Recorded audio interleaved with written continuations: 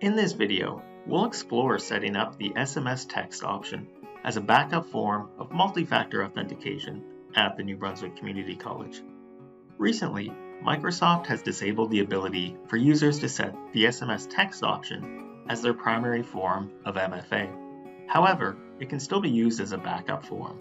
So to set it up, you just simply go to office.com, and then in the upper right-hand corner of the screen, you just want to verify that you're logged in with your NBCC account. So you should see your NBCC email here just below your name, and then you're just going to choose the View Account option here. And so once you select View Account,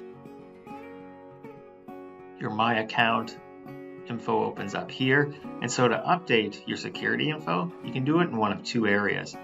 The first is you can just click on the security info button right here on the navigation on the left-hand side of the screen, or there's a security info widget right here, and you can press update info right here. So both of these links bring you to exactly the same page.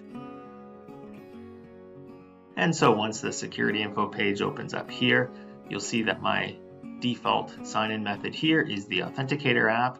And so I want to add the SMS text option as my backup. So to do that, all I have to do is press the Add Sign-In Method button here. And then when the Add a Method box opens here, we're going to choose the second option, which is phone. So we just select phone and then press the Add button. After we do that, we need to put in our information here. So for our country, we're going to select Canada. For our phone number here, we're going to put in our phone number.